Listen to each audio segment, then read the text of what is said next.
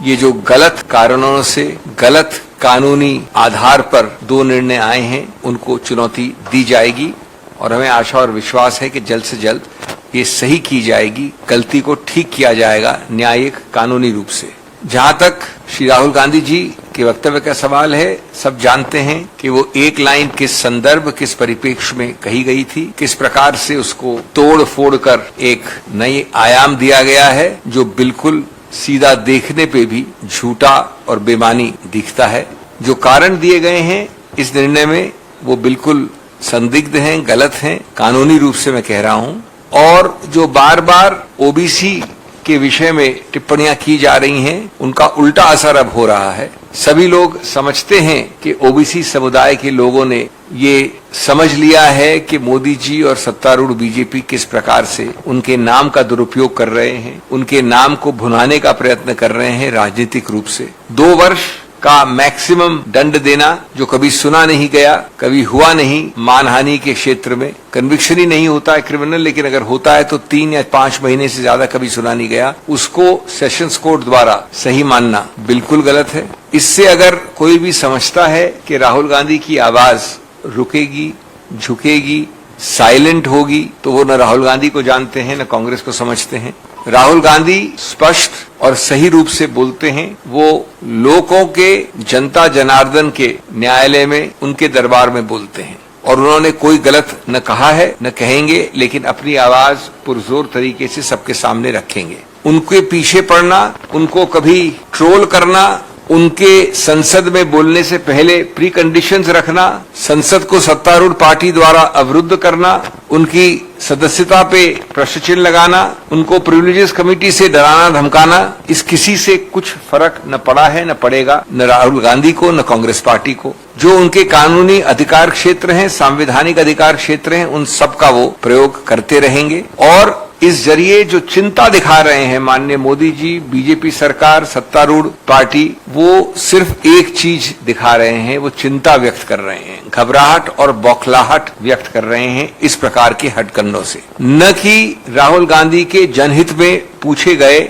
इतने सारे अलग अलग प्रश्नों का उत्तर देना, भ्रष्टाचार से संबंधित बहुत पैनी दृष्टि से पूछे गए प्रश्न इत्यादि। अब मैं 2-4 मिनट लूंगा आपके साथ में, तकनीकी नहीं होना चाहता, लेकिन आपको एक छोटा सा एक झांकी देना चाहता हूं कि किस प्रकार से पढ़ने दिखने में भी ये निर्णय गलत लगता है जो आज आया है। और मैं जानता हूं कि मैं जनता से बात कर रहा हूं, आपके जरिए जर्नलिस्ट से बात कर रहा हूं, मैं कोई कानून की बहस नहीं कर रहा, लेकिन जब निर्णय आता है तो निर्णय में आवश्यक हो जाता है कि कुछ तो कुछ डिटेल में जाया जाए। अगर आप कुछ 3-4 पैरास देखें शुरू के, तो विचित्रता इस केस में एक बड़ी अजीब है। केस के बाद केस, यानी पुराने निर्णय लिखे गए हैं, साइट किए गए हैं, जो पढ़ने से भी मालूम पड़ता है कि गलत साइट किए गए हैं, जो लागू नहीं होते या लागू हमारे पक्ष में होते हैं, यानी राहुल गांधी के पक्ष में, या अनुपयुक्त हैं, उनका दुरुपयोग या इस्तेमाल किया गया है निर्णय पे आने के लिए। मैं उदाहरण दूं कुछ आपको। एक पन्ने 4 पे मैं डिटेल में नहीं जाना चाहता, केस साइट किया गया है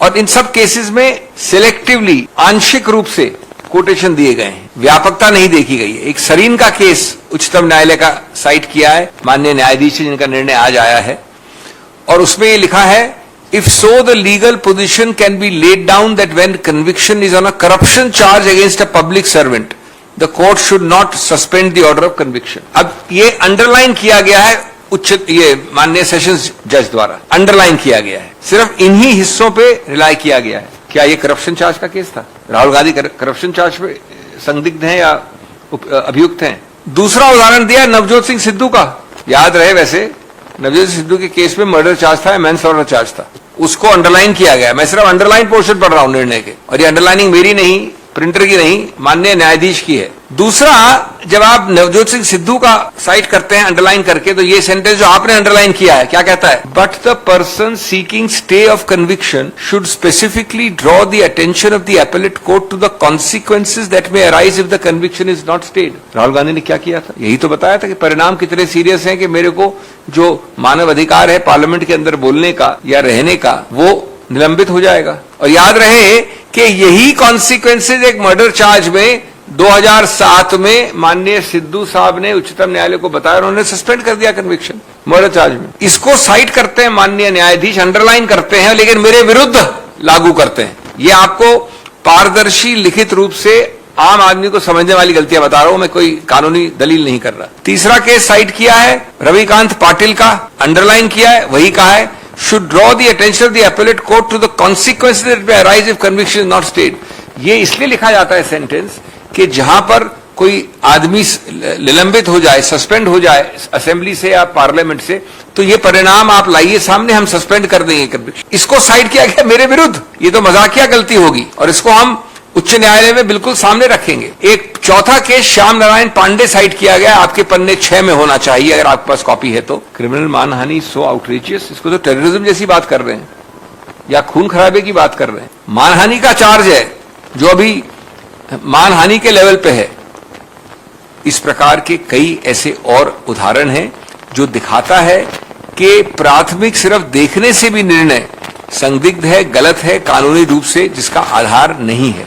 3 और जगह, एक उसका उदाहरण है पृष्ठ नंबर 10 पे और एक अंत में वापस बार बार इस न्यायालय ने, इनके माननीय न्यायाधीश ने कहा है कि appellant has insulted and humiliated Mr. Modi, the Prime Minister, and then he said and other 13 crore members of the Modi community। तीनों जगह ये बड़ा स्पष्ट है, मैं कोट कर रहा हूं, मैं अपनी बात नहीं कह रहा, ये बड़ा स्पष्ट है कि उनका पूरा निर्णय इस बात से एक ओवरशैडो हो गया है या ज्यादा प्रभावित हो गया या दुष्प्रभावित हो गया है कि माननीय मोदी जी डिफेम हुए, लेकिन वो बात भूल गए जनाब कि मोदी जी तो कंप्लेनेंट ही नहीं है, मोदी जी तो कंप्लेनेंट ही नहीं है।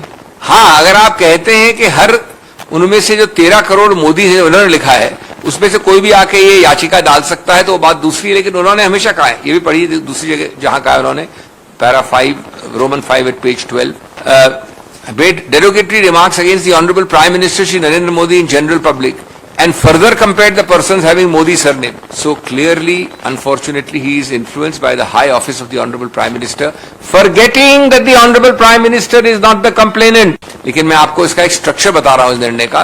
पहले 10 निर्णय साइड करना, उनके गलत पोर्शंस पर राय करना, ये सजेस्ट करना कि हमने कॉन्सिक्वेंसेज आर्ग्यू नहीं किए, ये नहीं देखना कि वो सब उदाहरण ऐसे केसेस के हैं जो इससे बहुत ज्यादा सीरियस थे और हमारे डेफेमेशन केस में अप्लाई करना। जो 202 जुरिस्डिक्शन की बात आपको याद है मैंने पहले की थी कि अगर कोलार में ये चीज हुई है और गुजरात पहुंच जाए कोई आदमी याचिका लेके, तो 202 प्रावधान में आपको पहले प्राथमिक रूप से थ्रेशोल्ड में शुरुआत में ये देखना पड़ता है कि क्या वहां पर अधिकार क्षेत्र यानी जुरिस्डिक्शन है कि नहीं।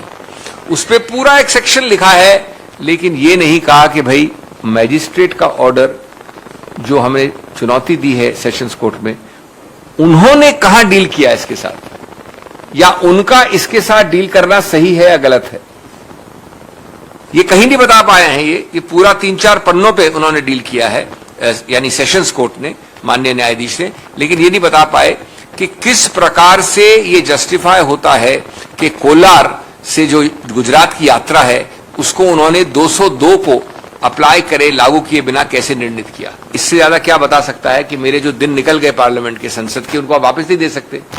इर्रिवर्सिबल का मतलब क्या होता है, इर्रिवोकेबल का मतलब क्या होता है, और क्या दिखा सकता है कोई दुनिया में ऐसा व्यक्ति नहीं है जो इन्होंने जो लिखा है यहां पर, by not staying conviction and denying an opportunity irrevocable and irreversible damage is likely to be caused. That is the whole case of Rahul Gandhi for stay of conviction. बाद में आप कन्विक्ट करिए ना, फाइनल में hearing में convict करिए, लेकिन जब तक ये लंबित है तब तक स्टे करें।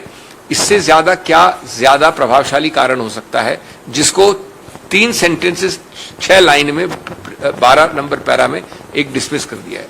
ये सब, इसके अलावा बहुत सारे और गलतियां हैं जिनको चुनौती बहुत जल्द से जल्द दी जाएगी। मैं ही वकील उच्चतम न्यायालय में, जिस दिन मैं आया उच्चतम न्यायालय में और हमारी टर्न आने वाली थी, मैं मतलब बहस अभी शुरू करने वाला हूं, उसके 3 मिनट पहले उन्होंने आके चिट्ठी दी कि साहब अब हम ले रहे हैं वापस इनको। उसके महीने भर पहले तक वो बेचारा दस्तक डाल रहा था दरवाजे पे घुसने के लिए, उन्होंने उसको संसद में आने नहीं दिया था। देखिए, हर चीज संविधान में बाबा साहब ने, आपके सभी संवैधानिक पूर्वजों ने लिखना उपयुक्त नहीं समझा था कि आप कब बाथरूम जा सकते हैं, कब दरवाजा खोल सकते हैं, क्या कर सकते हैं, थोड़ी लिखा जाता है संविधान में। यह माना जाता है कि सुशासन के जो सिद्धांत हैं उनको फॉलो किया जाएगा, हर चीज राजनीतिक नहीं होगी। तो अगर आप हर चीज में ये कहेंगे मैं कोर्ट जाके आपको मिल ही जाएगा ऑर्डर, आप ले आइए ऑर्डर तब हम करेंगे, तो गलत तरीका है ना ये। अगर मैं एक अखिल भारतीय स्तर का राजनीतिज्ञ हूं तो आप मुझे 2 वर्ष का दंड देंगे मेरे पद के अनुसार, या इसके अनुसार कि जो मैंने कहा है वो बहुत ही एक घिनौना मानहानि है, या मार्जिनल मानहानि है जो डिबेट हो सकती है, या मानहानि नहीं है? आप इसलिए देंगे कि ये इतना बड़ा पौधा उसको ऑक्यूपाई करते हैं? ये तो सीधा ही गलत है कि नहीं है? नंबर 2, मैं जानना चाहूंगा कि कितने केस हम जानते हैं वकील की हैसियत से या आम आदमी, जबकि 2 वर्ष का 1 वर्ष 11 महीने 29 दिन नहीं का दंड दिया गया हो, जो मैक्सिमम पनिशमेंट है फर्स्ट टाइम ऑफेंडर के लिए। मेरे को तो कोई केस पता नहीं है, क्रिमिनल ट्रायल्स और लोग ज्यादा करते हैं मेरे से, उनको भी कोई केस पता नहीं है। नंबर 3, अगर आपको लगता है कि इसमें कानून में एक प्रावधान है स्पष्ट रूप से लिखा हुआ कि कंप्लेंट इसकी वही कर सकता है जिसको जो एग्रीव्ड हो, तो ये तो क्लियर है इस प्रावधान से कि इसका इरादा क्या है, इसका उद्देश्य और मंतव्य क्या है कि मैं आपको गाली दूं तो आप मेरी तरफ करें। ये तो क्लियर है। ये भी क्लियर है कि जो 3 नाम लिए उस वाक्य में, उन तीनों में से किसी ने कंप्लेंट नहीं की। अब अगर उसके निहित एक ऐसा चीज है जो कि सिर्फ, मैं कहता हूं कि एक महिला है जिन्होंने ये साड़ी पहनी है, जिनकी हाइट 5 फीट 9 इंच है, वो ऐसा बोलती है कि नाम नहीं लेता हूं, तब मालूम पड़ता है कि सब एक ही व्यक्ति हो सकता है। ये शायद वो भी कर सकती है मेरे विरुद्ध मानहानि। लेकिन ये कहना कि 13 करोड़ जिनका भी सरनेम उपनाम मोदी है, वो तब सभी दंडित कर सकते हैं मेरे को, जबकि जो मोदी जिसकी बात कर रहा हूं मैं, वो खुद याचक नहीं है। ये क्या कानून का सही उपयोग है, दुरुपयोग है, क्या है, विकृतपना है? तो आप सब कुछ समझ सकते हैं। हाँ, तो पहली बात तो जो दूसरा प्रश्न है उसका मतलब है कि कभी भी गांधी के विरुद्ध कोई भी मानहानि का करें तो उच्चतम न्यायालय तक आपको वो डिस्मिस करना चाहिए। उच्चतम न्यायालय अगर उनके पक्ष में होल्ड करती है तो वो जनता जनार्दन के विरुद्ध है, वो सिर्फ गांधी के घमंड के लिए ये निर्णय दे रही है। यही एक इसका मैं निकाल सकता हूं निष्कर्ष। अगर आपको ये सही लगता है, किसी भी सत्तारूढ़ पार्टी को कहना ये शोभा देता है, ये किस अकल से कहा गया है, कितना मजाकिया है, ये साफ दर्शा रहे हैं आप। जहां तक पहला प्रश्न था आपका, किस बारे में था? हाँ, देखिए मैं देखिए इन मामलों में भविष्यवाणी कभी नहीं करता हूं। हम सभी न्यायपालिकाओं का बहुत आदर करते हैं, हमें उसमें विश्वास है। हमारे पास 2 पक्ष खुले हैं, उच्च न्यायालय है, उसके ऊपर उच्चतम न्यायालय है। मैंने आपको जो 5 ही बताए हैं अभी, हमारे ग्राउंड ऑफ अपील में 10 और कारण होंगे। ये बहुत वजनदार हैं, महत्वपूर्ण हैं, तो हम बहुत इसके बारे में ऑप्टिमिस्टिक हैं, आशावान हैं। लेकिन भविष्यवाणी इसका मतलब नहीं होता कि भविष्यवाणी करें लोग आपके सामने।